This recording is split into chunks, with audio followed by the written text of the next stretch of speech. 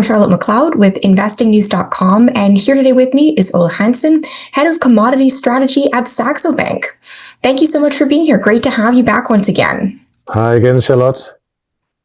Really good to be speaking with you. It's been almost a year since our last conversation, so there's a lot to catch up on. And where I thought we could begin is with gold. We're not even 2 months into 2026, but already we've seen big ups and downs in gold. So I thought we could begin just by getting your take on where we're at in the cycle for gold. Well, considering it's almost a year since we spoke last, in that time we've seen gold trade up by, well, more than double, but then since then, close to double, and since then come down. So we're currently up around 67% on the last 12 months, and that in itself is a phenomenal gain in such a relatively short period of time. And I think we tend to forget that a little bit, because just in the last few weeks the focus has really been on this quite dramatic correction we had at the end of January and early February, and I think we have to put that into the context of the length and the veracity of the rally that we saw in the weeks leading up to that correction. So what we're going through now is, I would say, it's just a very healthy stabilization, or at least attempt to stabilize after this parabolic rally ran out of steam. So and it raised the question, most certainly, whether the drivers that has supported gold and some of the other investment metals for a long time now, whether they have suddenly evaporated. And I think the answer to that is a resounding no. And that has been in place since I would say 2022, but really in earnest since the early parts of 2025. Is the world a better and more secure place than it was yesterday or last year? Most certainly not. Are we still seeing countries, governments increasing their debt pile to the extent where we don't really know how they're going to get it under control? That is a yes as well. Do we still have central banks buying up gold in not in record amounts, but at least still at a very rapid pace? We have indeed. So the cornerstones for the rally is still there. Adding to this, the prospect for lower interest rates in the US, if the recent development on the inflation front can hold, then there is an open invitation for the Fed to cut rates further, and that will probably add some additional demand from asset managers around the world who have been struggling a little bit with the high cost of funding. Basically, when you buy gold, you are giving up on something else that pays your interest rates or dividend. And as that difference comes down, it becomes easier to get involved with the gold market. So we see this as a consolidation phase. We're pivoting around 5,000 right now, and we still have a forecast that could take gold back up towards 6,000 over the next 12 months. So gold's drivers remain in place, as you're saying. I do think it's important to remind everybody of that. And price going higher in 2026, but do you see this current consolidation phase that will continue on for some time? I think it might take a little while, simply because the correction that we had was quite dramatic, and it probably takes a little bit of time for the markets just to calm down. And we overall just basically need to see if volatility comes down, because there's nothing gained from these massive moves we had where volatility spiked. Because what basically happened, and it was actually the reason why I sent out a warning internally, but also on X in the morning of the 29th of January, so the day before. They're basically just saying, hey guys, the plumbing is breaking apart. The inner functionings of this market is increasingly being challenged. So banks stopped quoting prices to each other. The bid-ask spread was widening out, and the risk appetite was coming down, simply because it's almost impossible to offset any risks that you were being given or taken by the market.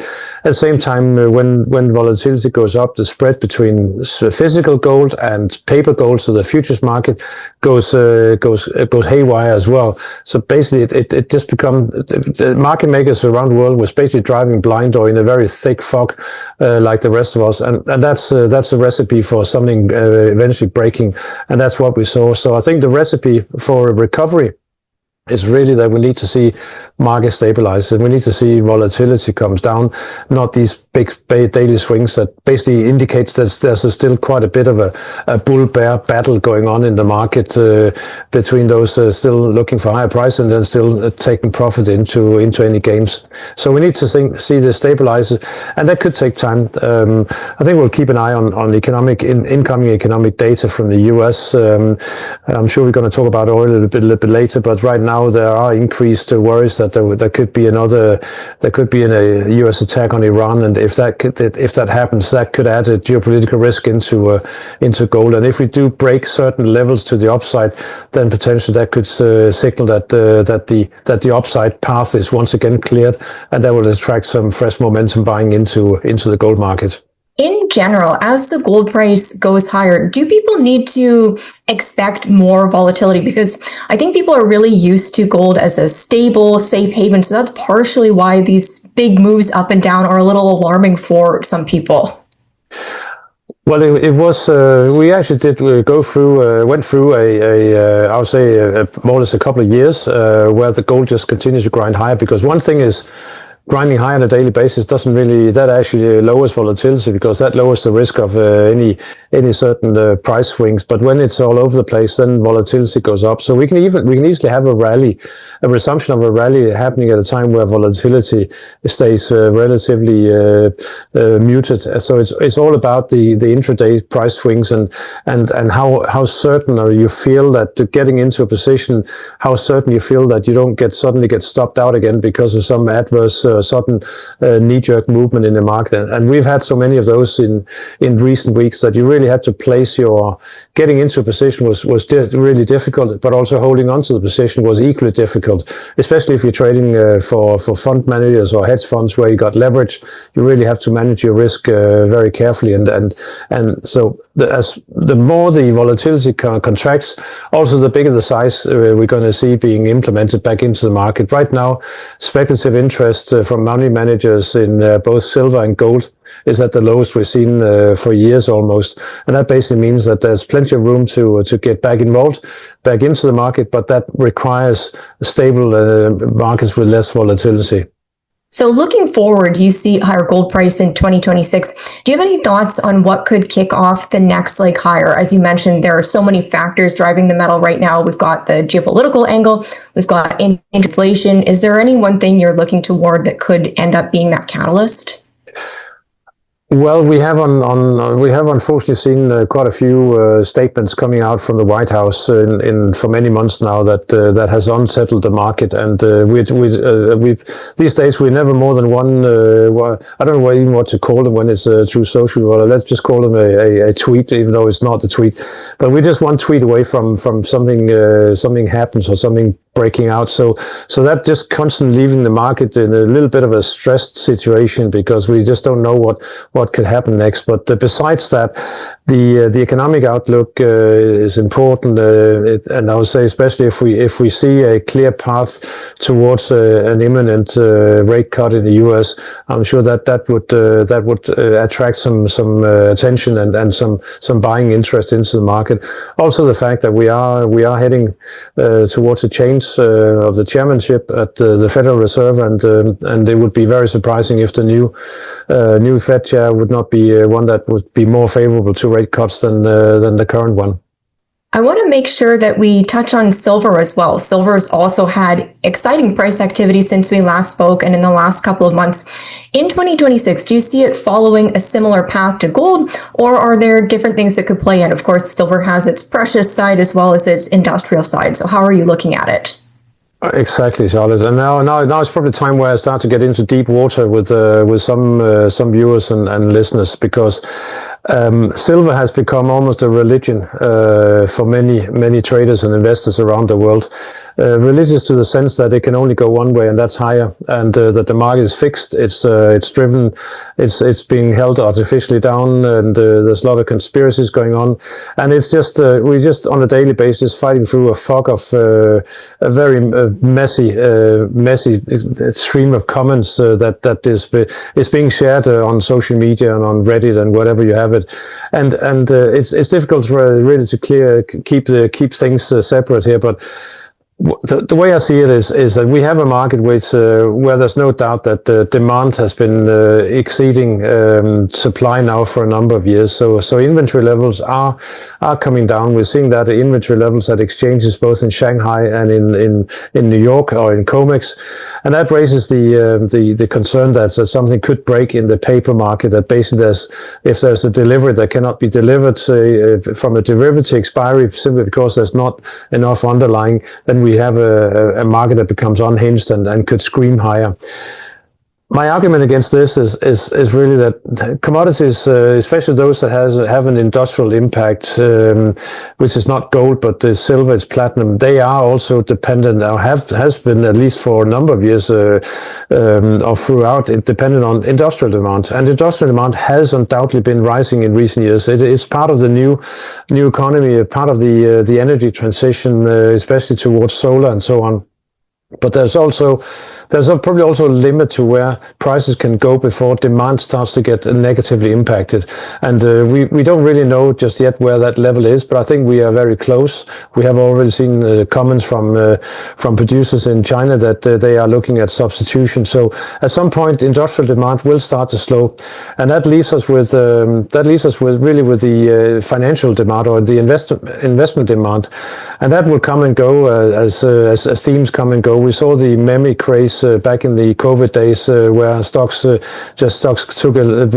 was built to extent to where they just collapsed afterwards. I'm not saying that's going to happen in silver, but there's a speculative craze in silver right now, in the belief that the system is rigged and it can only go one way, and that's higher.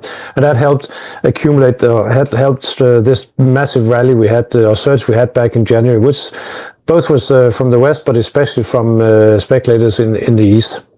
I think we also have to just keep in mind that it's not that the world has run out of silver. They're running out, or not running out, but they're low in stocks of bars that can be used in industrials and that can be stored. But we're not low in silver when it comes to what's stock in drawers around the family homes around the world. And we are seeing an increased return of scrap coming into the market, so much that some places they basically stop taking it because they're being inundated with scrap supply that they can't hedge properly, and it will take time for that to filter into the market.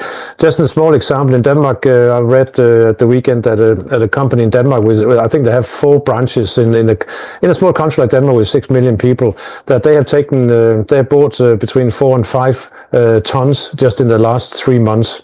And considering that the global deficit this year is around 2,000 tons, just imagine if that you scale that up to a global scale. So when there is an action, there will always be a reaction. And what we're not pricing in right now, I believe, is the reaction. And that is the potential negative impact on industrial demand, but also the potential positive impact on supply from scrap coming into the market. So gold over time can go to 10,000, it can go to 20,000. It's a monetary metal which doesn't really depends on demand from some or from areas where demand suddenly could be negatively impacted with the price. Silver hasn't got that luxury, and that basically means if silver or gold moves towards 6,000, I would believe that I would think that silver at some point will struggle to keep up, and we will see basically gold relatively outperform silver. But when that time comes, I can't see it. Again, it's very unclear. Especially given the demand for the speculative demand, which can carry on for a while longer. There's always so much going on in silver, so thank you for unpacking all of that. And given all of those factors, does Saxo Bank have a 2026 silver price outlook, or are we waiting to see how some of these things end up playing out? Yeah, I had a silver outlook, but that was hit before we ended January. So trying to come up with forecasts is just a fool's game right now in this market, because it could be at 50 by the end of the year. It could still be above 100. I still struggle to see it manage to gain a foothold above 100, but I know that goes very much against some of the outlooks or forecasts that is being thrown around out there. But let's based on on gold reaching 6,000, and based on the long-term correlation between gold and silver, which is for the last 30 years has been the average gold-silver ratio has been around 70. If we say that we could see that down to 60, well then that means silver could go back to 100. But in order for silver to do better than 100 with gold at 6,000, then the ratio has to come down further below 60, and I would just struggle to see that if we get these higher prices, simply because of the potential impact on not only demand but also the potential impact on supply coming into the market. And just a small follow-up question. You mentioned the Asian market dynamics for gold and silver. We have this week the Lunar New Year holiday, so we've got closures over there. How is that playing into what's happening with gold and silver, and what is it perhaps telling us about the role of Asia in the prices right now? Well, at the start of the Lunar New Year, we saw gold and silver sell off, and that was kind of meant by anyone as being no surprise, because the demand from the East has been a major factor pulling prices higher for many months, and especially in the last 6 months, and that led to some belief that we may see a bit of a lull here in the next week or so while the Asian markets are closed, and especially considering that there was probably some profit taking coming into the market ahead of the close. So who wants to maintain a position for 8 days when you can't get in or out when the markets are shut? That's a bit of a tall order for some traders. So we probably saw some profit taking before the holiday. The question is really how would they respond when they come back? And I think if they come back to more or less unchanged prices, they will see that as probably as a buying opportunity. Simply while they probably hope that they might be able to pick it up cheaper while in their absence. But if we can manage to hold these levels, then there could be a positive story building as we see China reopen. But you're absolutely right, Charlotte. It is a major driver, and one that we need to keep an eye on, to the extent that if you look at silver, there is a silver only, the only silver only fund in China. Basically, in the days prior to the collapse or the correction back in late January, traded at almost a 50% discount or premium to the underlying value. So basically, investors were prepared to pay a massive premium above the value of what they were actually buying, and that tells you a story about the speculative craze, and potentially also the need just to moderate that, because you're really at risk of ending up losing money when you buy into something at such a high premium to what the underlying is worth. So the exchanges have stepped in, tried to calm down the speculative frenzy somewhat, but that speculative frenzy will probably be maintained as long as we don't see an improvement in the Chinese property market, because that was really the big trigger that started sending the investors into the precious metal space over the last few years, simply because the property market had been the key source of savings for many years, and now we've been in a downturn for the last 4 years, and that has been one of the reasons why monies has been redirected into the precious metal market, and it's only, I would say, a recovery in the property market or recovery in the economy as a whole, providing a great opportunity in the stock market that could see this speculative frenzy start to ease.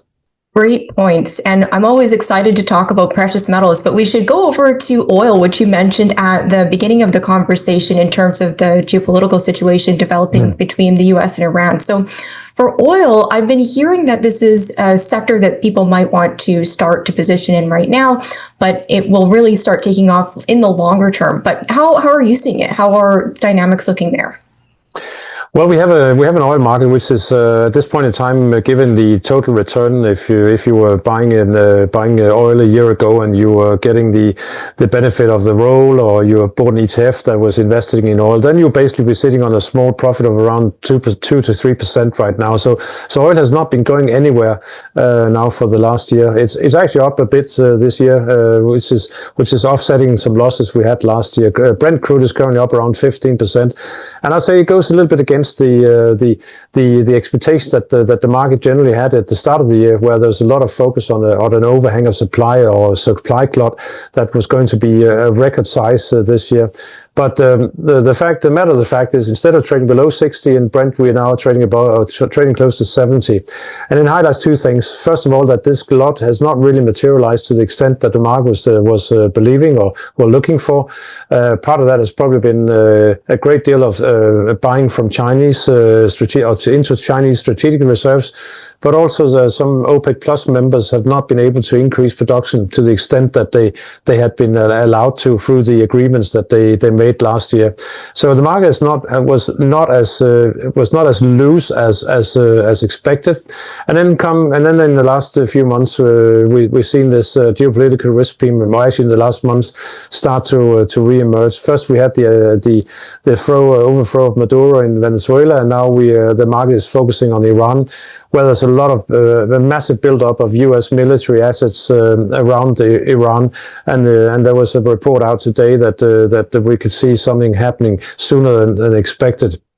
I have through this the last few weeks been trying to be been a little bit cynical, simply in the sense that we all know what will happen if Iran is attacked. We'll see a spike in oil prices. It may be of a short-term nature, but it could also be of a long-term nature. But what is the ramification for an Iran without leadership, when there's no opposition?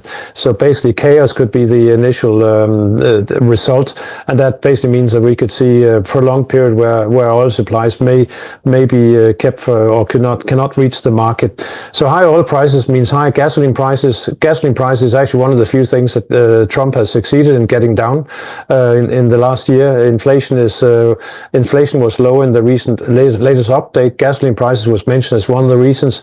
So the question is really, from a political perspective, if they're prepared to risk higher gasoline prices by making this attack. There could be hopes that it could be a quick done deal within a few weeks, and then the impact would be limited. But it remains to be seen. I note that the market in the oil market right now is erring on the side of disbelief in an attack, simply because otherwise we would have been higher than $20, because we have on a daily basis more than 20 million barrels of crude going through the Strait of Hormuz, which is the narrow strait between Iran and Oman.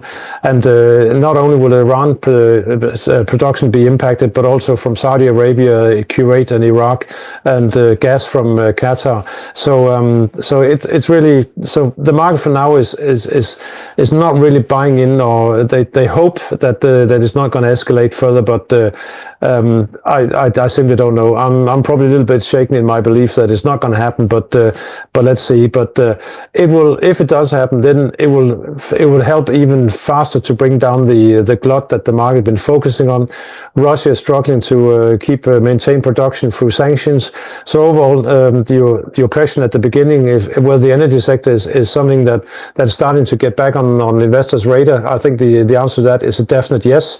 We are seeing energy companies starting to be looked at again. So and simply you have to look at higher prices in years to come, simply in order to ensure that there is enough investment going into finding the oil that is going to be needed, not only to fulfill to manage replacements, replenish wells that run dry, but also to ensure that the expected increase in demand in the coming years will continue to be met. So I believe that we are fairly close to a low point in oil prices, and that over time they will have to find a higher level in order to attract the investment that is required, and that will benefit energy companies. Great overview of what's going on with oil. And before I let you go, I want to throw in a question on copper as well, because we spoke about that last time. It's another one that I've typically heard about as a longer term story, but we have seen record high copper prices this year, and it's known as the bellwether of the economy, Dr. Copper. So how are you seeing the copper market right now? What is it telling us about the global economy at the moment? Well, copper is a great example to pull out, Charlotte, because it tells the exact story that you need to understand when you look at commodities. That the best cure for high price is a high price, because it hurts demand and it incentivizes production. We saw that with cocoa a couple of years ago when we spiked to $12,000. Now we're struggling now cocoa beans bags are filling up in the harbors in West Africa simply because they can't sell them, and we've seen that in copper. You mentioned mentioned long term, and I think that's really key.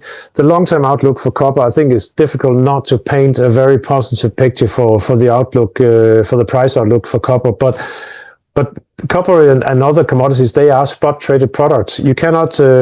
It's not like an equity market where you can buy a company that you believe will do well in a year or 2 years from now. That price earnings will start to improve, and you buy it now when it's cheap. You cannot buy copper now when in the belief that it's going to be higher in the years from now, because right now the market is actually grappling with an overhang of supply. We just last week saw that exchange monitored stocks monitored by the exchanges in New York, London, and Shanghai reached 1 million tons for the first time since 2003. So we basically have a short-term overhang of stocks. Some of that partly driven by the high prices that has lowered the demand, and also the Lunar New Year, which is normally a time of year where demand tends to drop off. So the question is really how we see these inventory levels behave when we get back into March and April, when demand should pick up. But for now, the story is not a bullish one. It's a wait and see one, simply because inventory levels do not support higher prices at this stage. But the longer term picture, I cannot see any. I see a relatively clear path towards higher prices, simply because of the electrification is gathering momentum, and that will require a lot of copper in the coming years. And we know the mining companies are struggling to increase production to the extent that might be required. So with that in mind, if you want to get involved with copper, probably look at the mining companies now, and if you want to get an exposure to the pure thing, i.e. the copper itself, really keep an eye on the supply demand outlook, not in a year from now, but where it is right now. Well, this has been really informative. Thank you so much for following me down all these different paths. I'll let you go unless you had any final thoughts that you would leave investors with right now. Only the one that I think we're still at the beginning of a new super cycle, or well, at least a positive cycle in commodities. In my lifetime, we really only had two other major, and I'm gray-haired, so I've been around for a while. And we had one in the 70s where we had the oil crisis, we had the end of Bretton Woods, and then we had the one that started around in the late 90s, running for more than 10 years, when China joined the equation and started to buy up any commodity to support massive growth.